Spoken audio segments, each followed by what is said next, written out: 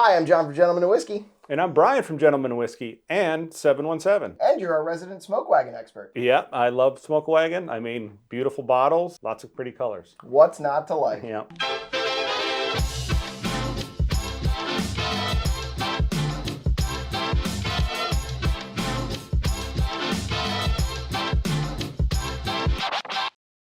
All right, bring us back in. Tell us what you know about Smoke Wagon, since you are our resident expert. Smoke Wagon's not distributed in PA, but to me it's easily gettable pretty much in every other state. They're out of Las Vegas. They're contract distilled through MGP. They also have an aging agreement with MGP. Aaron, who runs the distillery, can't pull his barrels, depending on what I think line it is, beyond an agreed amount. He alludes to that in a few videos. The small batch to me is kind of the go-to bottle. 100 proof, hits really well. It's not bottled in bond, but to me it is competitive, I feel, with E.H. Taylor. A little different flavor profile, but definitely enjoyable and gettable and affordable. We've tried the two, the small batch versus the uncut at 717 Bourbon Society. I actually liked the small batch better. We'll see how that goes today. We're not doing it blind, just because of the proof differences, so we'll be going vertically. We kind of excluded the straight bourbon, which is their base offering, just because I don't think it'll hold up as well to these three. So. Yeah, no, I agree with that. I mean, their straight bourbon, I think, used to be aged a little bit longer. The latest releases of the straight bourbon are a little younger. I think they're only about 39 months, so they are age disclosed on the back of the label. And they do have an uncut the younger, and they have a bunch of rye releases and stuff like that. Different rye mash bills. Let's get into it. You want to pour your small batch? I'll pour the uncut. And Sounds we'll go good. from there. I am apparently dog at pouring whiskey. Really? So I am pouring too much. That's fine. You don't have to drink it all. Gotta line up those tax strips for those OCD people around here. Yeah. It's me. I'm the OCD people. I am also OCD people. I don't know why I'm super worrying about this, because they are out of shot, so our beautiful faces can be in focus. But yeah, want to start with a small batch? Yeah. Cheers. Cheers.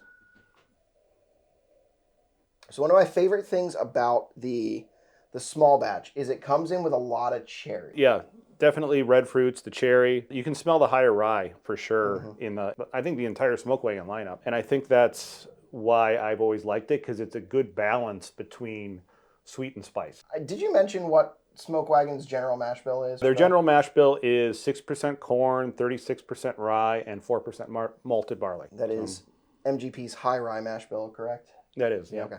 Yep. It's got a little bit of mesquite to it, like a little bit of like smokiness. Smoke Wagon, you would expect a little bit of that. Yep. A little bit of caramel. It's not incredibly dark in color, but it does pack a really nice nose. No, I agree. Yeah, I mean, I really like the nose on it. And I do get, the typical, the vanilla caramel notes of any bourbon. But yeah, you want to go ahead and give it a taste? Yeah, let's do it. Cheers. All right, cheers. Okay.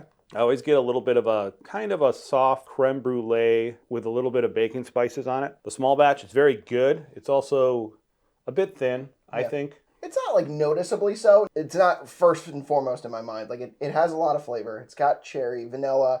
I definitely get some of that like creme brulee, barrel char, whatever you want to call it. I think those are linked flavors in my mind. It doesn't lack anything to me. No, and I've always liked it because I think you could probably find this bottle $50 to $55 pretty much in every state, probably but PA. It's gettable. I think it's complex because it gives you that sweet cornness up front, followed by that, the rye spice in the back. I think it's got a lot to offer if you just want a kind of a daily sipper or just an enjoyable pour without having to think too much about it. So do you know why it's not carried in PA? No, actually I don't. Aaron, if you are not following him on social media, please do so. Yeah. I'll put his link in the description. He's a fantastic watch, especially if you like guns, sunsets, and old cars. Yep, absolutely. Yeah. He mentioned in a Reddit feed on our bourbon one time that he does not distribute to PA because PA locks you into a contract and you must produce an X amount of bottles or you are fined for it. Interesting. So he cannot contract that because I guess he tries to make sure he's well distributed. And Pennsylvania would be taking X amount of his distribution, and he wants to remain fair.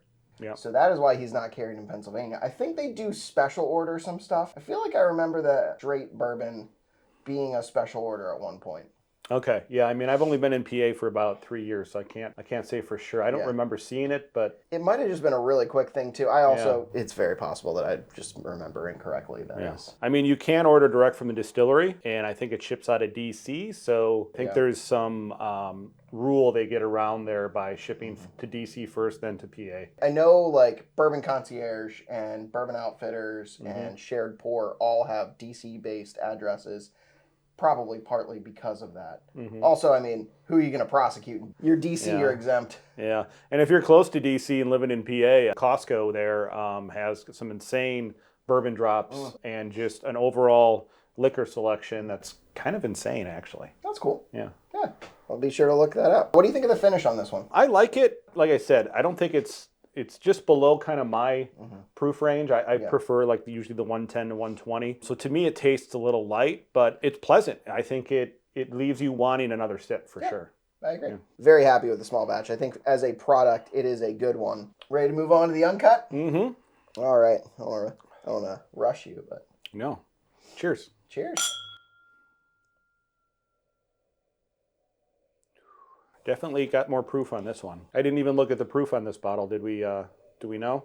It is 57.08, so 114.16. Yeah, definitely some darker color here. I see in the back of the bottle here, this is batch 115 from November 7th, 2021. Aaron, I think the reason I also like Smoke Wagon is he's kind of a master blender, honestly. And every time he does an uncut, he releases tasting notes. So every kind of uncut batch could be a different flavor profile. The most recent releases, I think, were 163A and B. And even those batches still have some 12-year-old distillate in them. A lot more concentrated, like cherry on here, almost little dark chocolate too. I think I'm picking up. This nose is a little bit, I think, less than the small batch. At least I'm getting a little bit less. The flavors seem to be like really tightly grouped. I'm definitely getting some like vanilla, brown sugar, maybe like a little bit of nuttiness. Yeah, no, I'm not picking up the nuttiness, but now that you said brown sugar, I kind of do get that on the back. There's definitely some rye spice right at the end of the nose. All right, give her a taste. Cheers. Cheers. Cherry forward for sure. I get more oak on this. Yeah, definitely some oak. Definitely thicker too, more viscous, better mouthfeel. A little bit longer on the finish as well. It's a little dilly. Get a little bit of like a dill note right at the back of the palate right before it converts to finish. Proof's also getting me a little bit. It's really enjoyable. I think if you gave this to somebody in a blind, I think they would rate it pretty high. What do you think are comparisons to this bottle? These are around $75 to $80 retail. So I think you probably got to compare it with a similar proof in that price range. I definitely enjoy it more than Rare Breed. Some people may wince at that. I think it's competitive with that, except in price. In my mind, a comparison to this would be Old Forester and 1920. They're 115 proof. I do wish they had batch transparency because I've definitely had some bad batches. Not bad, but I've definitely had some batches of 1920 that were much better than others. Yeah, I would agree with you there. And actually 1920 is also one of my favorite kind of I don't want to think about what I want to pick tonight. I'm just going to grab something good kind of pours. Yeah, I definitely think it matches up to 1920 well. I feel like this would go really well with a cigar. A cigar would kind of help differentiate some of those notes, especially on the nose. Like the nose is like a package, right? It's a bunch of different things, but it's all in one. Sure. Yeah, no, and the more I swirl it, the more I get into it, and my palate kind of adjusts to the proof, I'm getting a lot more caramel on the nose. I do wish they were still in the 65 to 70 range. I know that's one thing that Aaron has lamented on his Instagram especially, is that he had to raise prices because whiskey is more expensive post-pandemic. Everything's more expensive post-pandemic, but yes, definitely whiskey has felt it as well. If you like Old Forester 1920 and you want to try a craft-sourced whiskey, this would be a good natural progression for you. The batch transparency, where they're putting a batch number on it, they're giving you tasty notes, and even he'll mention the age of the bottles he put in the blend. It's really nice to see that kind of transparency in whiskey. You want to move on to the single barrel? Absolutely. All right, and then you just acquired this one. I did. I just acquired the single barrel.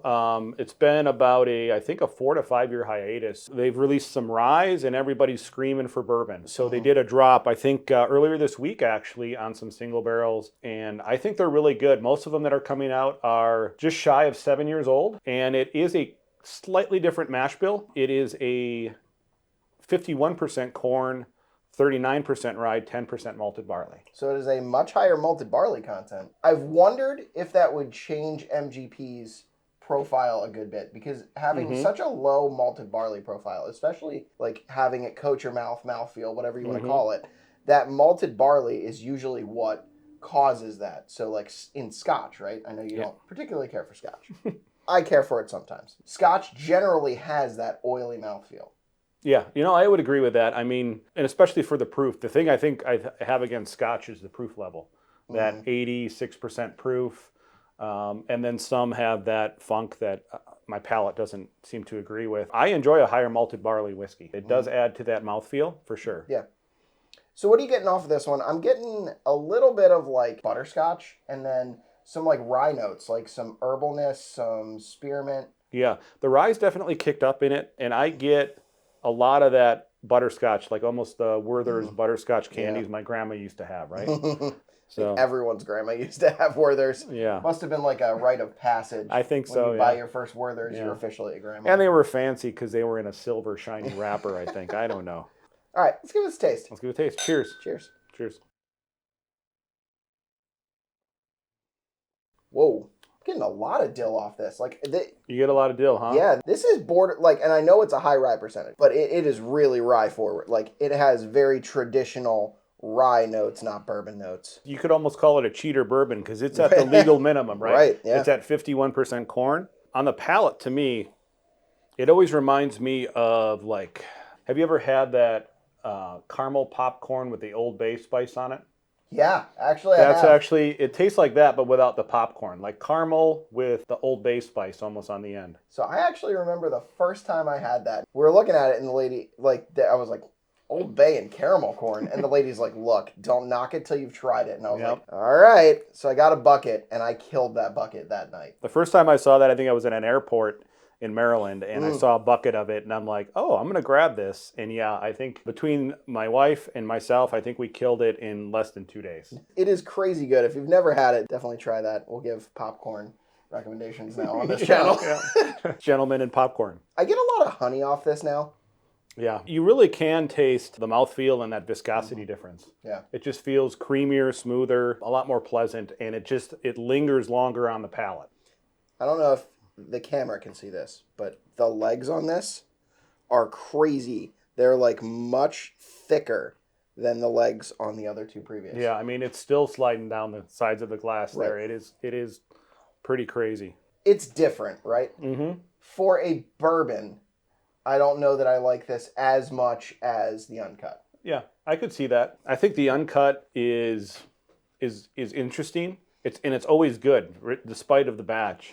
Love the single barrel experience, honestly, from any distillery, because I think it just gives you a different concentrated note sometimes on each barrel. It's insane, the tasting notes difference with the same distillate, just in a different area of the warehouse.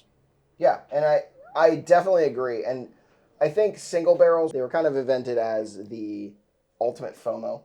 This single barrel to me is a lot like a rye. Like, it's got bourbon type elements, but it's also very rye. Yeah, and you know me, I kind of I lean rye, as I think you do sometimes too. Yeah. So it's super enjoyable to me. My palate leans savory. Some guys have sweet palates, some guys have savory palates, and I've always wondered if the people that enjoy the sweets enjoy more bourbon over rye, and the people that have a savory palate enjoy rye over bourbon. I think, for me especially, right, I enjoy interesting.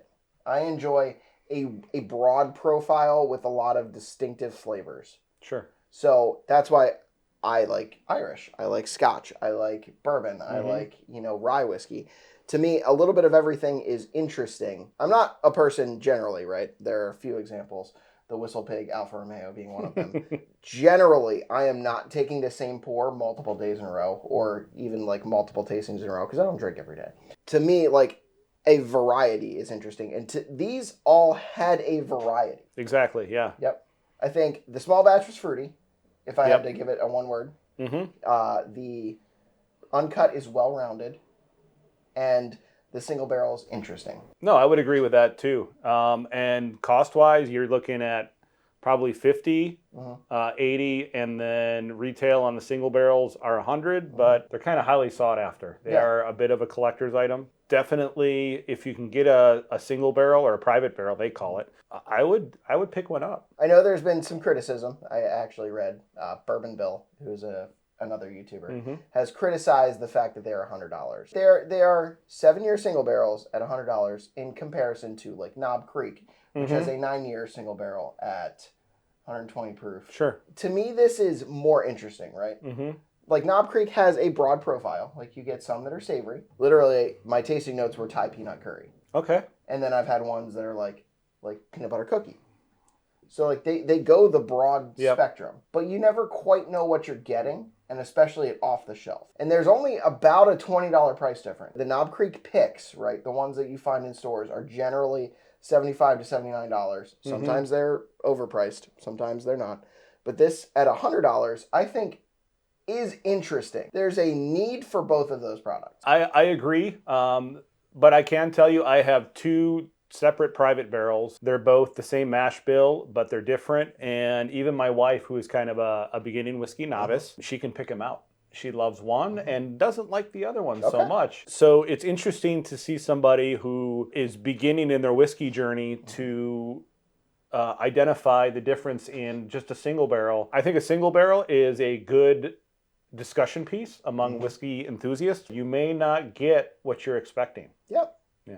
Yep. So which is your favorite? My favorite would be the Uncut Unfiltered. I agree. Yeah. I think it just has everything that I want. It didn't taste like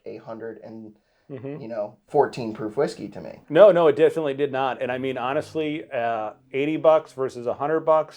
You spend the 100 on a private barrel. You're not really sure what you're getting. It could be a profile you really love, or that you don't. Right? Yeah.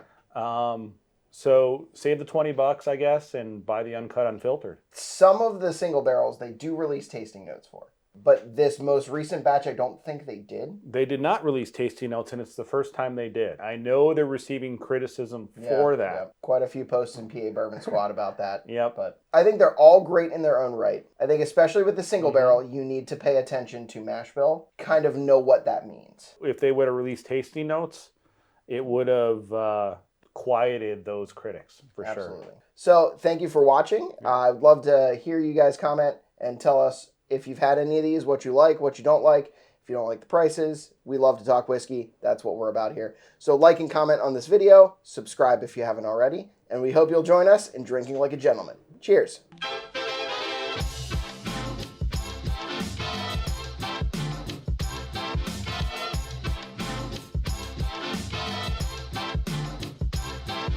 My dad, actually, he loves cream savers. I think cream savers were his Werther's Originals.